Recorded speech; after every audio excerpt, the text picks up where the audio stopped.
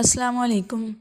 جیسا کہ ہم اکثر سنا کرتے ہیں کہ فلاں جگہ پر فلاں شخص زندہ ہو گیا، اس نے مرنے کے بعد کا حال سنایا اور پھر مر گیا۔ اسی قسم کا عذاب قبر سے متعلق ایک واقعہ گلگت میں پیش آیا، جس کے بارے میں بتاتے ہیں کہ ایک شخص قبرستان کے پاس سے گزر رہا تھا کہ اس نے کسی قبر سے یہ آواز سنی کہ مجھے نکالو، میں زندہ ہوں۔ جب ایک دو مرتبہ اس نے آواز سنی تو اس نے یہ سمجھا کہ یہ میرا وہم ہے، لیکن جب مسلسل اس نے یہ آواز سنی تو اس کو یقین ہونے لگا۔ چنانچہ قریب میں ایک بستی تھی، وہ شخص اس میں آیا اور لوگوں کو اس آواز کے بارے میں بتا کر کہا کہ تم بھی چلو اور اس آواز کو سنو۔ چنانچہ کچھ لوگ اس کے ساتھ آئے، انہوں نے بھی یہی آواز سنی اور سب نے یقین کر لیا کہ واقعی یہ آواز قبر سے آ رہی ہے۔ اب یہ یقین ہونے کے بعد ان لوگوں کو مسئلہ پوچھنے کی فکر ہوئی کہ پہلے علماء سے یہ مسئلہ معلوم کرو کہ قبر کھولنا جائز ہے یا نہیں۔ چنانچہ وہ لوگ محلے کی مسجد کے امام صاحب کے پاس گئے اور ان سے کہا کہ اس طرح قبر سے آواز آ رہی ہے اور میت یہ کہہ رہی ہے کہ مجھے قبر سے باہر نکالو، میں زندہ ہوں۔ اس پر امام صاحب نے فرمایا، اگر تمہیں اس کے زندہ ہونے کا یقین ہو گیا ہے تو قبر کو کھول لو اور اس کو باہر نکال لو۔ چنانچہ یہ لوگ ہمت کر کے قبرستان گئے اور جا کر قبر کھولی۔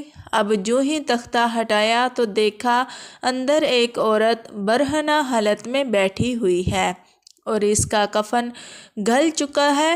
پھر لوگوں نے کہا کہ وہ عورت کہہ رہی ہے، جلدی سے میرے گھر سے میرے کپڑے لاؤ، میں کپڑے پہن کر باہر نکلوں گی۔ چنانچہ یہ لوگ فوراً دوڑ کر اس کے گھر گئے اور جا کر اس کے گھر والوں کو یہ واقعہ بتایا۔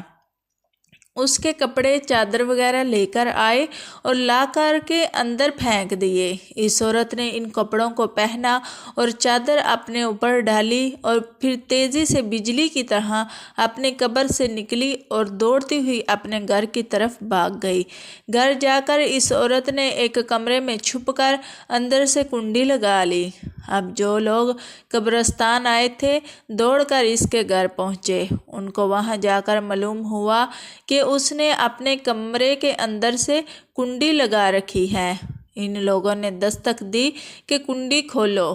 اندر سے اس عورت نے جواب دیا، میں کنڈی تو کھول دوں گی، لیکن کمرے کے اندر وہ شخص داخل ہو جس کے اندر مجھے دیکھنے کی تاب ہو، اس لیے کہ اس وقت میری حالت ایسی ہے کہ ہر آدمی مجھے دیکھ کر برداشت نہیں کر سکے گا، لہٰذا کوئی دل گردے والا شخص اندر آئے اور آ کر میری حالت دیکھے۔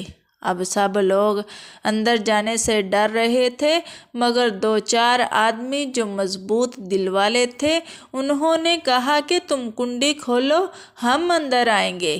اس نے کنڈی کھول دی اور کچھ لوگ اندر چلے گئے۔ لوگوں نے اندر جا کر دیکھا وہ عورت اپنے آپ کو چادر میں چھپائے بیٹھی ہوئی تھی۔ جب یہ لوگ اندر پہنچے تو اس عورت نے سب سے پہلے اپنا سر کھولا۔ ان لوگوں نے دیکھا کہ اس کے سر پر ایک بھی بال نہیں، وہ بالکل خالی کھوپڑی ہے، نہ اس پر بال ہیں نہ کھال ہے، صرف خالی ہڈی ہی ہڈی ہے۔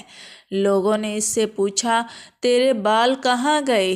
اس عورت نے جواب دیا کہ جب میں زندہ تھی تو ننگے سر گھر سے باہر نکلا کرتی تھی، پھر مرنے کے بعد جب میں قبر میں لائی گئی تو فرشتوں نے میرا ایک ایک بال نوچا اور اس نوچنے کے نتیجے میں بال کے ساتھ کھال بھی نکل گئی۔ اب میرے سر پر نہ بال ہیں نہ کھال ہے۔ اس کے بعد اس عورت نے اپنا منہ سے کپڑا ہٹایا۔ جب لوگوں نے اس کا منہ دیکھا تو اتنا خوفناک ہو چکا تھا کہ سوائے دانتوں کے کچھ نظر نہیں آیا۔ نہ اوپر کا ہونٹ موجود تھا نہ نیچے کا ہونٹ موجود تھا، بلکہ 32 کے 32 دانت سامنے جڑے ہوئے نظر آ رہے تھے۔ سوچئے، اگر کسی انسان کے صرف دانت ہی دانت نظر آئیں تو کتنا ڈر اور خوف معلوم ہوتا ہے۔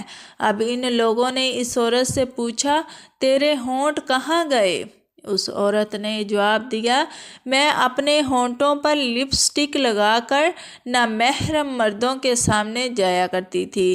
اس کی سزا میں میرے ہونٹ کاٹ لیے گئے، اس لیے اب میرے چہرے پر ہونٹ نہیں ہیں۔ پھر اس عورت نے اپنے ہاتھ اور پیروں کی انگلیاں کھولی۔ لوگوں نے دیکھا کہ اس کے ہاتھ اور پیروں کی انگلیوں میں ایک بھی ناخن نہیں تھا، تمام انگلیوں کے ناخن غائب تھے۔ اس سے پوچھا، تیری انگلیوں کے ناخن کہاں گئے؟ اس عورت نے جواب دیا، ناخن پالش لگانے کی وجہ سے میرا ایک ایک ناخن کھینچ لیا گیا۔ استغفر اللہ۔